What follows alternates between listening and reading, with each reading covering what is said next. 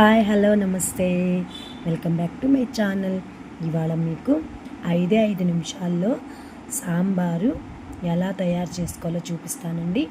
చాలా సింపుల్గా త్వరగా అయిపోయిద్ది. ముందుగా వీడియో నచ్చితే ప్లీజ్ మాకు లైక్ చేయండి. మనకి జ్వరం వచ్చినప్పుడు అలానే పిల్లలకి ఒంట్లో బాగోనప్పుడు కానీ ఈ సాంబార్ అన్నం కలిపి పెట్టండి, పిల్లలకి శక్తినిస్తుంది. ముందుగా మనం ప్రాసెస్ చూద్దాము. ఒక కుక్కర్ పెట్టుకోండి. కుక్కర్ పెట్టుకున్న తర్వాత ఒక పెద్ద సైజు దోసకాయ, క్యారెట్, ఉల్లిపాయ, పచ్చిమిర్చి, టమాటా, మీ దగ్గర ఏ కూరగాయలు ఉంటే అవి వేసేసుకోవచ్చు. అలానే గ్లాస్ వాటర్, కొంచెం కరివేపాకు, చిన్న అల్లం ముక్క వేసి మూత పెట్టి 2 లేదా 3 ప్రెషర్ విజిల్స్ రానిచ్చుకోండి. నేను ఆల్రెడీ ముందుగానే పప్పు ఉడకపెట్టి ఉంచుకున్నాను.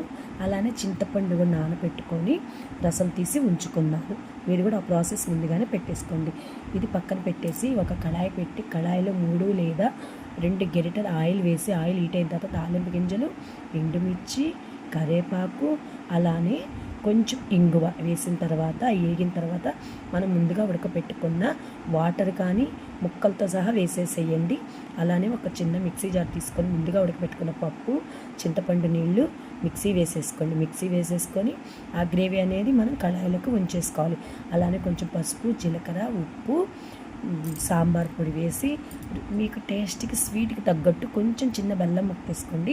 నా దగ్గర బెల్లం లేదని నేను కొంచెం ఒక స్పూను పంచదార వేశాను. ఇది టేస్ట్ ఇంకా ఎక్కువ పెంచుతుంది. ఒక 5 నిమిషాలు అట్లా మరగపెట్టిన తర్వాత చిక్కపడుతుంది. చిక్కపడినప్పుడు మూత పెట్టి మనం పక్కన పెట్టేసుకోవాలి. అది ఒకటేనండి ప్రాసెస్, ఎంతో తేలిగ్గా అయిపోతుంది. నింపే ముందు మన దగ్గర కొత్తిమీర, కరివేపాకు ఉంటే వేసుకోవచ్చు. నేను కరివేపాకు ఉంది కాబట్టి కరివేపాకు వేశాను. ఇదేనండి ఇవాళ మా లంచ్కి సాంబారు, అలానే క్యారెట్ కర్రీ.